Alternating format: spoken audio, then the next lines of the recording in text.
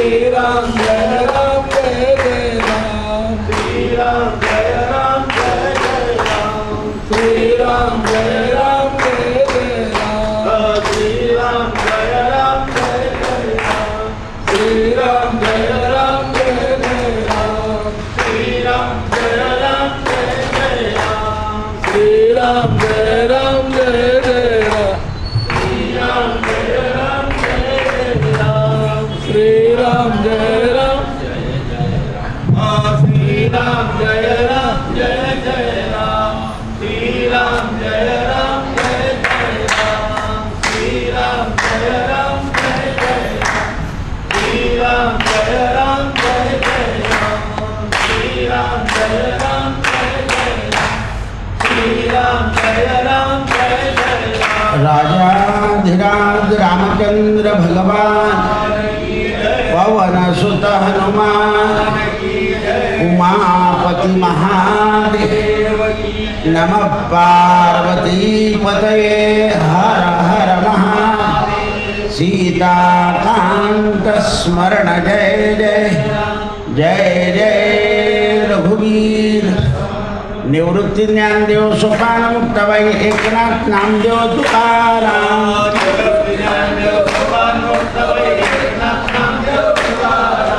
एकनाथ नामदेव तुकाराम एकनाथ नामदेव तुकाराम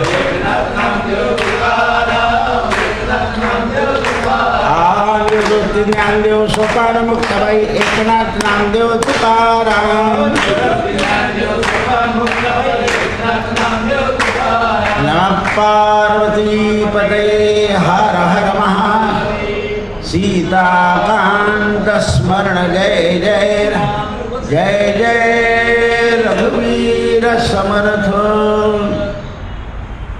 धर्मराजानं प्रश्न विचारला आहे, पितामह पापी मनुष्य कशा प्रकारानं राहतो आणि धर्मानं मनुष्य कशा प्रवृत्त होतो, धर्माचरणानं वैराग्य कसं प्राप्त होतं आणि मोक्षाचा उपाय काय, मोक्ष जर मिळवायचा असेल तर काय उपाय करायचा. भीष्मपितामह म्हणाले, राजा तुम्ही सर्व धर्माचा अधिकारी असून धर्माची स्थिती मला विचारतात, ठीक आहे. म्हणजे धर्मराजा सगळ्या धर्माचे अधिकारी आहे, कारण ते स्वतः धर्म आहे. धर्माने धर्माबद्दल विचारल्याबद्दल माझ्या ज्ञानाचा एक भाग नक्की होईल की मला ज्ञान आहे तुम्हाला सांगून. कारण ज्ञानी माणसानेच प्रश्न केला एखाद्याला, म्हणजे परीक्षा पाहण्याकरता, तर धर्म स्वतः भीष्मपितामहांना विचारतात आणि धर्माचं ज्ञान कितपत बरोबर आहे हे धर्मच पाहतात. आता प्रारंभामध्ये मोक्ष, वैराग्य आणि पाप तीन गोष्टी तुम्ही विचारलेल्या आहेत. धर्माविषयी आधी ऐकून घ्या. मनुष्याच्या ठिकाणी उत्तम उत्तम इच्छा प्रवृत्त होत गेली की समजावं, म्हणजे इच्छा जी आहे ती निर्माण होत जाते. मग अधर्माची होते का धर्माची होते, कोणाचं वाईट करावं असं वाटतं का चांगलं करावं असं वाटतं, परोपकार करावा असा वाटतो का परपीडा करावीशी वाटते. परोपकार वाटायला लागला ही तुमची धर्मप्रवृत्ती झाली असं समजायचं. आणि उगाचच कोणाला विनाकारण उपद्रव करायला लागले, सर्पसुद्धा सहजरित्या कोणाला डसत नाही, त्याचा गुणधर्म आहे. पूर्वजन्माचा जर वैर असेल तरच तो डसेल. मग प्राण्यांमध्ये सुद्धा असं आहे, मानवामध्ये का नाही. म्हणून ते म्हणतात, ज्याविषयी राग उत्पन्न होतो, राग उत्पन्न झाला की काम उत्पन्न होतो, आणि प्रिय आणि अप्रिय या गोष्टी आपल्याला, जो उपयोगाला पडतो तो प्रिय आणि जो उपयोगाला पडत नाही तो अप्रिय होतो, अशी अवस्था निर्माण होते. मग प्रिय आणि अप्रिय कशावरून, तर आपला त्याच्यामध्ये व्यक्तिगत स्वार्थ असतो. केव्हा केव्हा एखाद्या माणसानं आपल्याला व्यक्तिगत नाही मदत केली तर त्याच्याबद्दल राग करण्यात काही अर्थ नाही, कारण त्याच्याकडून आपल्याला ती मदत होणारी नसते म्हणून तो करत नाही. म्हणून माणसाला नेहमी गंधाधिकाने म्हणजे सुगंधाने वारंवार सेवन केल्यानं माणसाच्या मनात आसक्ती राग निर्माण होतो. सुगंध जो आहे तो वारंवार जर घेतला, काल त्याचं वर्णन करून दाखवलं मी, की आपण जर सारखं सणावारालाच अत्तर लावायचं, इतर दिवशी नाही लावायचं. मग ह्या ज्या गोष्टी आहेत ह्या अशा प्रवृत्त होतात आपल्यामध्ये. काय झालं तर सुगंध म्हणजे आपल्याला तो आवडला आणि त्या सुगंधाने आपल्या शरीरामध्ये काय निर्माण होणार आहे याची आपल्याला माहिती नसते. मी गेलो म्हणजे लोकांना वास आला की हा कोणीतरी आहे असा एक भावना तयार होते. पण सणाच्या दिवशी सगळेच सुगंध लावतात, लग्नामध्ये सगळ्यांना लावलं जातं, त्यामुळे त्या ठिकाणी ती भावना नाही प्रगट होत. मग भावना प्रगट होण्याला आपल्यामध्ये निर्माण व्हावं लागतं. मग अशा प्रकारे पापी मनुष्य बनत जातो आणि धर्मात्मा मनुष्य सदा कल्याण करण्याकरता धर्माचं आचरण करतो, म्हणून तो कल्याणप्रद ठरतो. जे धर्मानं सांगितलेलं आहे त्याचं आचरण करतो म्हणून तो कल्याणप्रद ठरतो. आणि कल्याणप्रद ठरण्याकरता काय करावं लागतं तर रागद्वेषाचे दोष जाण्याकरता थोरांचे आशीर्वाद घ्यावे लागतात. प्रथम आईवडिलांचे, नंतर सद्गुरूचे आणि संतांचे. घेई आशीर्वचन तया मानवा होय कल्याण. म्हणून मी काल सांगितलं की अभ्युदय करायचं कोणाचंही स्वागत, कारण त्याच्या मनात आपण उठून उभं राहिलं, त्याला समोर गेलं किंवा त्याला सोडायला गेलं की त्याच्या मनात एक आदरभाव निर्माण होतो, म्हणून त्याला अभ्युदय असं म्हणतात. धर्मराजानं दुसरा प्रश्न विचारला, पितामह आपण आता मोक्ष प्राप्तीमध्ये सांगा. आपण आता पाप पुण्य हे मला समजलं, धर्म समजला. भीष्म पितामह म्हणाले की आता उपायाने तुला मोक्ष मिळेल, त्याच्याकरता उपाय करावा लागेल. अपाय ही गोष्ट जेव्हा डोक्यातून निघून जाते, कोणालाही कोणत्याही जीवाचा मत्सर न घडो देवा.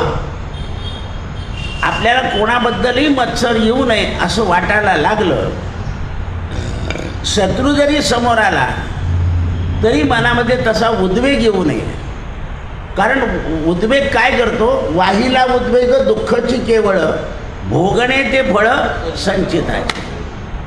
आपण उद्वेग काय करतो, मग आपल्या संचितात जर ते भोगणं आहे.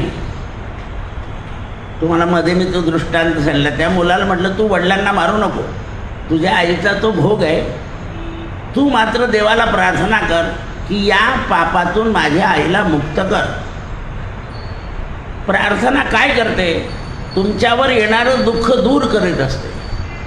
म्हणून जगामध्ये प्रार्थना हा मोठा विषय. बरं, सगळ्या धर्मात प्रार्थना आहे असं नाही क्या, पण निष्काम प्रार्थना फक्त सनातन धर्मामध्ये आहे. दुरितांचे तिमिर जावो, विश्व स्वधर्म सूर्ये पाहो, जो जे वांछील तो ते लाहो, प्राणी जात. ज्याला जे मग मी याला मारणार आहे अशी इच्छा गर्व करेल का नाही, तर तुमच्या मनामध्ये धर्माच्या योगानं तो वैरभाव दूर होईल आणि सुमुक्ष वस्तूचं परीक्षण करण्याची बुद्धी आपल्याकडे येते. जसं पूर्वेचा समुद्र पश्चिम दिशेला जाईल का, नाही. पश्चिम दिशेचा समुद्र पूर्व दिशेला जाईल का, नाही. त्याप्रमाणे तुम्ही जर अधर्माच्या बाजूला बसले तर धर्मापर्यंत पोहोचणार नाही. तुम्हाला अधर्माचा त्याग करावा लागेल. ज्या वेळेला अधर्माचा त्याग होईल, दुर्गुणांचा त्याग होईल, त्यावेळेला मोक्षाचं साधन प्राप्त होईल. मग आता काय साधन आहे, तर आधी आपण मुमुक्षु झाले पाहिजे. मुमुक्षु झाले म्हणजे आपल्या अंगी क्षमा येते, आणि क्षमा आली म्हणजे क्रोधावर विजय मिळतो. जोपर्यंत क्षमा येत नाही तोपर्यंत आपण क्रोधावर विजय मिळवू शकत नाही. आपण ताबडतोब गरम होऊन जातो कोणी काही काम नाही करू दिलं की. किरकोळ गोष्ट आहे, कोणी ऐकलं नाही की अपशब्द बोलून टाकतो. क्रोध आवरला जात नाही. मग क्रोध आवरला पाहिजे. संत वेळेत उगच सांगता का की क्रोधाधिक वर्जावे मनुजा, हरिसी सतत बजावे मनुजा. काय करशील म्हणे, दीन दया घन चरिता गावनी, प्रेमामृते भिजावे मनुजा, हरिसी सतत भजावे मनुजा. मनुष्य काय कर तर हरीला भज. हरीला भजल्यानंतर राग द्वेष वैर आपोआप कमी होईल, कारण त्याच्यामध्ये तेवढी शक्ती आहे. त्या हरिभजनामध्ये किंवा हरी उच्चारण अनंत पाप राशी, जातील लयासी क्षण मात्र. कसं तृण अग्निवेळे समरस झाले, तैसे केले नामे जपता हरी. थोडीशी चिंगी पडली की गवत ज्याप्रमाणे जळून भस्म होतं, त्याप्रमाणे हरीचं उच्चारण आहे. सकाळी हर शब्द सांगितला, आता हरी सांगितला. हरी हरा भेद नाही. आपण देवांमध्ये भेद पाहतो, कारण प्रपंचामध्ये भेददृष्टी फार असते. भेद काय आहे, अमंगळ आहे. म्हणून जोपर्यंत भेददृष्टी आहे तोपर्यंत मोक्षाची सृष्टी कल्पना करता येणार नाही. मग मोक्षाच्या सृष्टीची कल्पना करायची असेल तर त्याकरता काय केलं पाहिजे, तर एक लक्षात ठेव, मुमुक्ष माणसाने संकल्पाचा त्याग करावा, कामनांचा त्याग करावा आणि भगवत ध्यानात सत्वगुण सेवन करावा. मग आता सत्वगुण जर आपल्या शरीरात वाढवायचा असेल तर त्याच्याकरता निद्रेचा त्याग करावा. किंवा कोणती निद्रा, तर ब्रह्ममुहूर्तातल्या निद्रेचा त्याग करावा. लवकर झोपावं, लवकर उठावं. आपल्याकडे सांगितलं तर लवकर निजे लवकर उठे तया ब्रह्मज्ञान प्राप्त. साध्या म्हणी आहे. मग निद्रा जर जास्त घेतली, अप्रमाद, भय हे कमी होत जातं.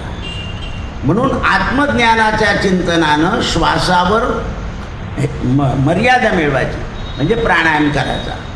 त्याच्याने काय होईल, श्वासावर जर परिणाम आला तर धैर्य होईल, इच्छा द्वेष आणि कामना यांचा नाश होईल. इच्छा द्वेष आणि कामना नाश झाला की भ्रम आणि मोह हे संशय रूप निघून जातील. आणि संशय गेला म्हणजे शास्त्राच्या अभ्यासानं लक्ष स्मृती कायम राहील. आपलं ध्येय काय आहे, भगवंताला प्राप्त करणे. आपण भगवंताला प्राप्त करताना दोन पहारेकरी ठेवले, जय आणि विजय. प्रत्येकाला काय पाहिजे असतो, जय आणि विजय. जय विजयाकरता लोक प्रयत्न करतात.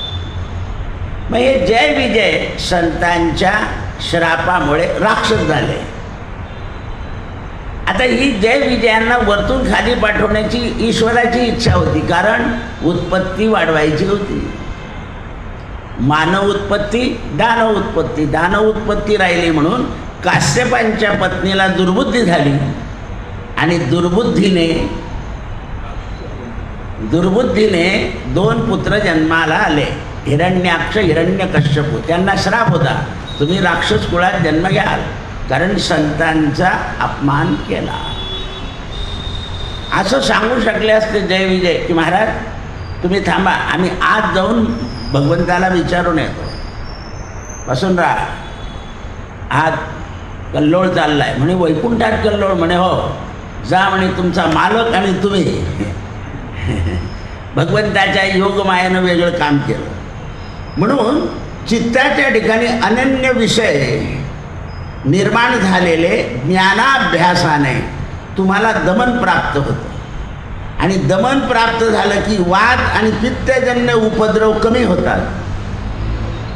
जसं जसं आपण इंद्रियांचं दमन करू, उगाच सांगितलंय काय की उपोषण करणे, पण आपण उपोषणाच्या दिवशी जास्त खातं उलट. त्याऐवजी न केलेलं परत 2 वेळा जो खातो तो अल्पोपारी सुखी राहतो. म्हणून ते म्हणतात रोगाला हितकारक परमित आहार केला पाहिजे. परमित आहार केला की लोभ आणि मोह याच्यापासून मनुष्य हळूहळू बाजूला होतो आणि त्याला संतोष प्राप्त होतो. संतोष प्राप्त झाल्यानंतर त्याची तत्वदृष्टी दिव्य दृष्टी होते त्याला आणि निराकारण अधर्मापासून तो बाजूला होतो आणि त्याच्यामध्ये दयेचं पालन व्हायला लागतं. कारण दया धर्म का मूल है, दया बिना सब भूल आहे. म्हणून भविष्याचं चिंतनाचा आपल्याला सवय लागते आणि चिंतन करता करता त्याग विषय आपल्या इंद्रियांमध्ये येतो.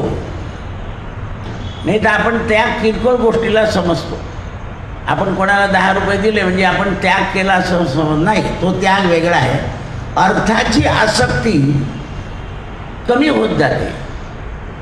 अर्थाचा उपयोग काय आहे हे समजतं आणि संग्रह वृत्ती बाजूला होते आणि अनित्य जे आहे त्याचं चिंतन होतं.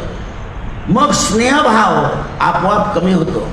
पुढे योगाभ्यास पुढे चालू लागतो आणि नंतर क्षुधा आणि तृषा ह्या ताब्यात येतात. क्षुधा आणि तृषा ताब्यात आला की अभिमान नष्ट पावतो. मग संतोषाने तृष्णेचा त्याग होतो.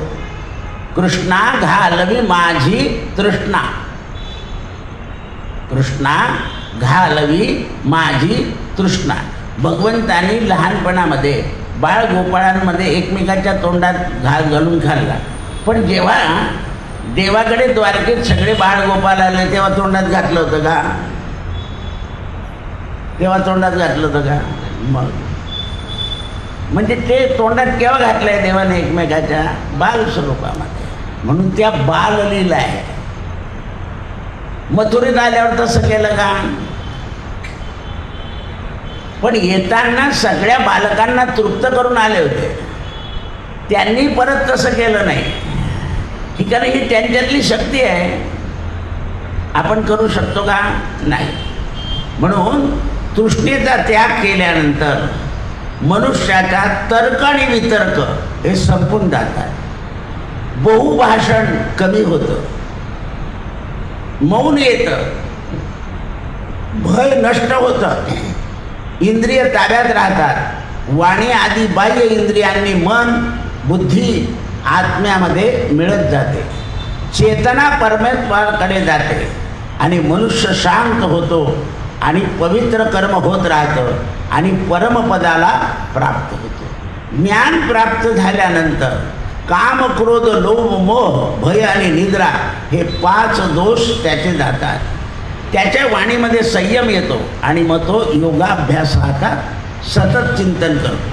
काय करतो तर ध्यान. उठल्याबरोबर ध्यान, दुसरं करायचंच नाही. मग अध्ययन म्हणजे अभ्यास करतो, थोडं दान देतो, सत्य पाळतो, काही लज्जा ठेवतो, इंद्रियांमध्ये नम्रता आणतो, क्षमा करतो आणि आहार शुद्धी करतो. इंद्रियांचा संयम झाला की इंद्रियाद्वाराने मनाद्वाराने होणारे पाप नष्ट होतात. पुन्हा पापाची प्रवृत्ती होत नाही. संकल्प मनाप्रमाणे व्हायला लागतात. हृदयामध्ये विज्ञानाचा भाव येतो की जे ऐकलंय तसं आचरायचं आहे. अशा प्रकारे निष्पाप आणि तेजस्वी मनुष्य बनतो. त्याचा मिताहार होतो. तो कामक्रोधांना ताब्यात ठेवतो आणि शुद्ध स्वरूपाची प्राप्ती करून घेतो. अनासक्ती काम क्रोध यांना त्यागणं, गर्व आणि उद्योग यातून तो दूर होतो आणि तो निर्मल शुद्ध मोक्ष मार्गाला जातो.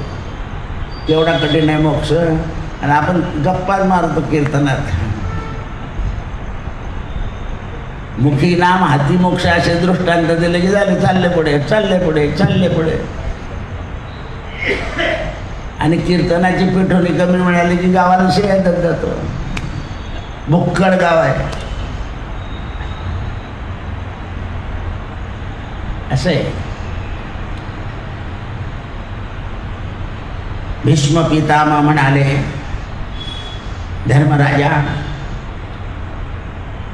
तू जे म्हणतो भूत म्हणजे पंचमहाभूत, इंद्रिय, या विषयामध्ये नारद आणि देवल मुनी यांचा संवाद आहे आणि पुढे मांडव्य आणि जनक यांचा संवाद आहे, तो तुला सांगतो. भूत म्हणजे पृथ्वी, आप, तेज, वायू आणि आकाश, त्याला भूत म्हणले आहे. हे राजा, या विषयामध्ये देवऋषी नारद आणि देवल यांचा संवाद प्राचीन इतिहासात आहे. नारदांनी देवल ऋषीला विचारले, महाराज, मला तुम्हाला विचारायचं, श्रावण जंगम जगत कसं उत्पन्न झालं आणि याचा प्रलय कसा होतो आणि हे कशात लीन होतं?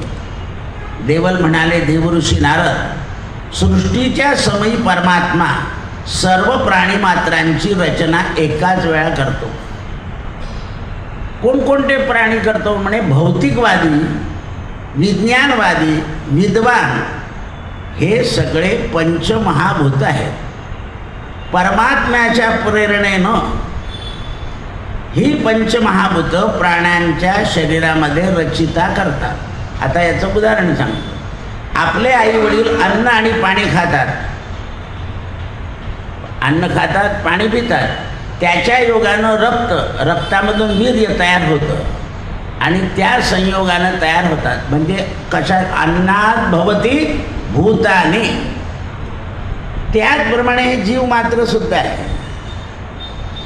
पशु आहार, निद्रा, मैथून आणि भय सगळ्यांना आहे, कोणाला नाही असं नाही आहे. मग हे समस्त हे सगळे या 5 भूतातून तयार झाले आहे. पृथ्वी, आप, तेज, वायू आणि आकाश. धान्य हे पृथ्वी तत्वातलं आहे, पण पृथ्वी तत्वाला जलतत्व आणि अग्नितत्व मिळाल्याशिवाय अन्नाची उत्पत्ती होत नाही आणि धान्याची उत्पत्ती होत नाही. धान्याला सुद्धा पाणी आणि अग्नी या दोघांचा समन्वय घालावा लागतो. तांदळात 4 बोटं पाणी घालावं लागतं आणि मग त्याला खालून उकळवलं की काय, त्याला आपोआप छिद्र पडतात, त्या वाफेचा वायू तयार होतो. म्हणजे पंचमहाभूतानेच ते अन्न तयार होतं, धान्याचं अन्न. आणि ते अन्न परत शरीरामध्ये अग्नी, प्राणवायू, म्हणजे आपण जो प्राणवायू घेतो तो संचारतो. प्राणवायू आणि अग्नी यांच्या योगानं भूक लागते. म्हणजे काय? तिथे वायू संचारतो आणि वायूकडे अन्न गेलं की आपण तोच वायू, आपण जो प्राणवायू केला आहे तो अन्न गेल्यानंतर अपान वायू होतो. म्हणून प्राणापानाची फुंकोनिया 5 प्राण आहे. आपण म्हणतो प्राणाय स्वा, अपानाय स्वा, उदानाय स्वा, समानाय स्वा, पूजेमध्ये म्हटलं जातं, पण ते आपल्यात सुद्धा आहे. म्हणून आधी पंचग्रासी आहे, 1, 2, 3, 4 आणि 5. म्हणून ती तांदळाची म्हणजे भात बिना मिठाचा तोच पंचग्रासीला चालतो. प्राणाला तेवढंच 5 घास लागतात. म्हणून त्याप्रमाणे ही पंचमहाभूत काम करतात आणि त्या परमात्म्याच्या प्रेरणेनं प्राणीमात्रांची रचना पंचमहाभूत करतात. याला सगळ्यांना प्रेरणा परमात्म्याची आहे. परमात्म्याच्या प्रेरणेशिवाय उत्पत्ती होत नाही. असं जर विज्ञानानं झालं असतं सगळं, आपल्याला आज दिसतंय काही गोष्टी, पण त्या पूर्ण तशा नाही आहे. तर दोन्ही उभयता डॉक्टर असतात तरी संतती होत नाही. का? काय कारण आहे? तर त्यांच्या शरीरामध्ये पंचमहाभूताची शक्ती कमी आहे आणि पंचमहाभूताची शक्ती का कमी झाली? तर त्यांच्याकडून पंचमहाभूतावर अन्याय झालेला आहे. काय झालं आहे? अन्याय. आणि त्यामुळं उत्पत्ती प्रकरणामध्ये गडबड आहे. आता बा तुम्ही एवढं सगळं प्रगत असून सुद्धा आज फोटो आहे, कुपीत बालक, उंची खुंटलेली, आता एवढी प्रगती असून सुद्धा सगळं औषध दिले गेले, डिलिव्हरी सगळी औषधानं झाली. का झालं असं? काय कारण झालं? ते भिन्न भिन्न भूतांचे उपादान आहे, म्हणजे पृथ्वी, आप, तेज, वायू, आकाश याचे भिन्न भिन्न होऊन जातं. म्हणून त्या ठिकाणी हे नारदा, हे पंचमहाभूत आणि 6वा काल. काल आहे. आता काल विचित्र आहे. महाकाल कारण ठरतो उत्पत्तीला. पाच मी आता काय झालं, नवीन आहे पोरं 4-5 वर्ष संततीच होत नाही, पैसा कमवून घेऊ, सगळं करून घेऊ, मग संतती होऊ देऊ. आता त्यांना कळायला लागलं की कालबाह्य वय झालं की मग पूर्वी डॉक्टरसुद्धा म्हणायचे पूर्ण शिक्षण झाल्याशिवाय लग्न नाही करायचं. आता नोकरी लागल्याशिवाय लग्न नाही करायचं. केलं लग्न तर संतती नाही होऊ द्यायची. काय झालं? त्या शरीरांची ताकद आणि तुमचं बल हे 4 वर्षात खर्च होत गेलं. त्यामुळे बलवान संतती नाही. आईबापांची इच्छा असते की लवकर नातू दिसावा, ते लक्षच देत नाही. याला काल कारण झाला. काय पाहिजे तर खूप पैसा पाहिजे, म्हणजे पोरं सुखी राहतील, एवढीच कल्पना होती ती. तसे नाही आहे. आता ते राहिलं नाही. ते आता बदल झाला. त्याच्या पुढे एक पोचलंय. 30 नंतरच्या मुली म्हणतात आता काय करायचे, संतती नकोच, परत बिघडलं झालं. दत्तक घेऊन टाकू, आश्रमातून घेऊन येऊ, बुद्धी झाली त्यांची. म्हणून ते म्हणतात अविनाशी तेजमय महत्त्व स्वाभाविक आहे. जगामध्ये परमात्म्याचं तेज अविनाशी आहे. बाकीचे सगळे तेज जे आहे ते नाशी आहे. म्हणून संतती करता अविनाशी तेजाची उपासना करावी लागते. आणि ते 2च तेज आहे. एक शिव आणि दुसरं विष्णू, आणि दुसरं शक्ती आणि गणेश. म्हणून तिथे लिहिलं आहे विद्यार्थी लभते विद्या, धनार्थी लभते धनम, पुत्रार्थी लभते पुत्रम, मोक्षार्थी लभते गतिम. लिहून ठेवलं आहे. देवीचं तसंच लिहिलेलं आहे. पण हे जे 2 निर्विकार आहे, अविनाशी आहे. भोले बाबाई अविनाशी, आणि महाविष्णू आणि महादेव 2 शब्द आहे. महाविष्णू, महादेव. विश्वनाथ, भोलेनाथ, हे 2 नाथ आहे. आणि या तिघांचं एक रूप म्हणजे भगवान दत्तात्रय आहे. त्रिगुणात्मक शक्ती. 3 गुण एकत्र आल्यानंतर. पण हे 3 गुण एकत्र आल्यानंतर कोणी उपासना करायची? ज्यांच्यामध्ये शरीरामध्ये तमोगुण नाही त्यांनीच यांची उपासना करायची. नाही तर मग हे 2 आहे तुमचे ना, याच्यातच राहा. पण आता कोणीतरी दत्त संप्रदायाचं देऊन देतो, मोकळं करून देतो. आणि त्याला म्हटलं कांदे वांगे खाऊन येतं, नाही म्हणतो खाईनच. कारण प्रवृत्ती जात नाही. प्रवृत्ती जात नाही असं आहे. कारण ती प्रवृत्ती मोठी कठीण आहे. म्हणून दुसरं कथन सांगतो. अवश्य निर्मूलन कर, निश्चय कर, जगताच्या रूपामध्ये स्थिता हो. 5 महाभूत आणि काल.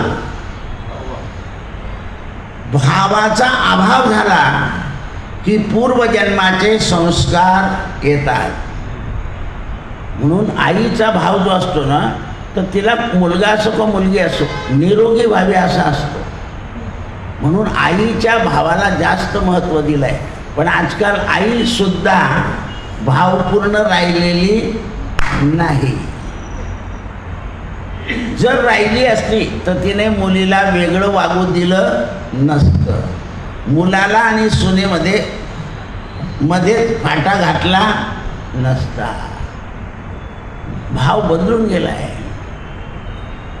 40 वर्ष झाली तरी सून आपली नाहीच आहे, दुसऱ्याची आहे. अरे काहीच वाटून 40 वर्ष झाले ना, आम्ही सुनांना पोरी म्हणतो. खरंच मग मुलीप्रमाणे वागलं गेलं पाहिजे तुमच्याकडून सुद्धा, हे लक्षात आलं पाहिजे. पण भाव बदलत नाही ना. आपण म्हणतो पण इथे दिलेलं आहे, भाव तेथे देव, भाव तेथे आई, भाव तेथे वडील, भाव तेथे भाऊ, भाऊ तेथे बहीण. आणि नोटीस दिल्यावर कशी काय राहील मग? बदलून जातं ना तुमचा द्रव्याकरता भाव. नोटीस देत आहे एवढं ने वडिलांची आलेली 22 लाख रुपयामध्ये मुलगी मागते हल्ली तुमचं. आज तुम्हाला मुलगी नाही म्हणून आता तुम्ही असं आहे ते. नोटीसच देऊन राहिली ती. आणि तुम्ही द्यायला होता मागणं थोडंसं भेटून जाते ना 2-1 लाख. पोरांच्या शिक्षणाला कामात पडते ना. म्हटलं तू भिकारी दे. असं आहे ते. कारण धर्म नाही ना तुमच्याजवळ, भाव नाही. काय असं आहे त्याची संपत्ती कष्टाची आहे, बिचारा खावं राहो. वर्षातून 2दा मुलीला देतो काही देत नाही असं नाही आहे. मी तुम्हाला सांगितलं ना मागच्या अधिकात एक ग्रस्त आले होते माझ्याकडे. आता पुढे अधिक आहेत पुन्हा चाले असं काही काय. म्हणजे दादा किती अधिकात सासऱ्याकडून घ्यायचं. माझं आता वय 70 आहे. इतक्या वर्ष झालं घेतलं. म्हटलं तू द्यायला लागला का? म्हणजे तू मुलीला देतो का? हां मग आता तू बंद करून दे म्हटलं. सासऱ्याला सांग आता नाही येणार. कारण घेतलं आणि दिलं की पुण्य राहत. आता पाहू पुढच्या अधिकात तुमची काय परिस्थिती होते ते. झालंच तुम्ही असं आहे. सासऱ्याला राग येईल, सासूला राग येईल. त्यांना राग येऊ नये म्हणून मी जातो असं म्हणून जा. असं नाही. देण्याची प्रथा आहे पण घ्यायचं किती दिवस हे तर ठरवा. का आश्रयित राहायचं नाही. त्यांना पुण्य मिळालं पाहिजे म्हणे. काय सांगता? त्यांना पुण्य मिळालं पाहिजे. हे असे लोक असतात जगात. कुठेतरी स्थिर व्हा. म्हणून पूर्वजन्माचे संस्कार अज्ञानानं 8 तत्वात येतात. म्हणून प्राण्यांची उत्पत्ती लय हे कारण आहे. शरीर हे पृथ्वीचं आहे.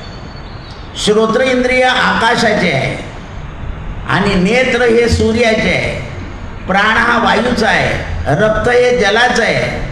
विद्वानांच्या मते नेत्र, नासिका, कर्ण, त्वचा आणि जिव्हा हे 5 ज्ञानेंद्रिय विषय ग्रहण करणारी आहे. शब्द, रस, रूप, गंध आणि स्पर्श या 5 देखणं, 5 पाहणं, सुंगणं, ऐकणं आणि स्पर्श करणं हे रस आहे. हे 5 गुण रूप, गंध, शब्द आणि स्पर्श आणि रस हे 5 विषय झाले. परंतु या 5 विषयानं ज्ञानेंद्रिय तृप्त होतात का? यांना पाहिजेच असतं ते. म्हणून क्षेत्रज्ञ म्हणजे जीव हे शरीर इंद्रियांची अपेक्षा चित्तामध्ये असतेच. आणि चित्तही श्रेष्ठ आहे आणि मनही श्रेष्ठ आहे. पण मनापेक्षा बुद्धी श्रेष्ठ आहे आणि बुद्धीपेक्षा क्षेत्रज्ञ श्रेष्ठ आहे. क्षेत्रज्ञ म्हणजे आत्मा. म्हणून ज्याची बुद्धी शुद्ध होते तो आत्म्याचं शोधन करतो, आत्म्याचं चिंतन करतो, आत्म्याचं ध्यान करतो. जीव पहिल्यांदा इंद्रियाच्या द्वारापासून वेगळा झाला पाहिजे. आता याच्याकरता एक सोपी म्हण आहे, इंद्रियों के घोडे संयम में पडे नाही तो अडे तो अडे. म्हणून आपण असं काही निश्चय केला पाहिजे. म्हणून आपल्या सर्वसाधारण लोकांना असं सांगितलं आहे की अन्नाला नाव नाही ठेवायचं. अति तिखट झालं तेल घालून घ्यायचं. मीठ कमी झालं परत वरतून मीठ नाही घ्यायचं. आंबट झालं त्याच्यात पाणी घालायचं. नाव नाही ठेवलं म्हणजे मनुष्य जे आहे ते ग्रहण करतो. म्हणून शब्द, रस, रूप, गंध आणि स्पर्श याच्यावर माणूस ताबा मिळवू शकतो. नाही तर मला त्याच्याशिवाय होत नाही असं म्हटलं की सगळं वाया गेलं. म्हणून जीव हा बुद्धीच्या द्वारानं निश्चय करू शकतो. धर्मा बुद्धीच्या द्वारानं निश्चय होतो आणि बुद्धीनं निश्चय केला की आत्मचिंतन होतं. आणि 5 इंद्रिय चित्त, मन, बुद्धी आणि ज्ञानेंद्रिय हस्त, पाद, पायू, उपस्थान, मुख हे 5 आहे. कर्मेंद्रिय आहे. मुख इंद्रियांना पोषणार आहे. सगळं तोंडात जातं, तोंडातून इंद्रिय पोषले जातात. म्हणून भोजनामध्ये हस्त काम करतात, पाद मात्र शांत राहतात. आणि मग 5 त्यांचं काम करतात. उपस्थान त्यागाचं काम करतो, म्हणून इंद्रिय मला त्याग करतात. मग त्या योगानं उत्पत्ती होते आणि प्राण आणि वाणी याच्यानं हे सगळे गुण आपल्याला सांभाळले जातात. म्हणून 5 ज्ञानेंद्रिय, 5 कर्मेंद्रिय, मन, बुद्धी आणि चित्त हे 14 इंद्रिय सात्विकतेनेच ध्यानामध्ये आणता येतात. जेव्हा सात्विकता येईल, म्हणून हल्ली कोणी काय म्हणता ना तुम्ही, मेडिटेशन करा, मेडिटेशन करा.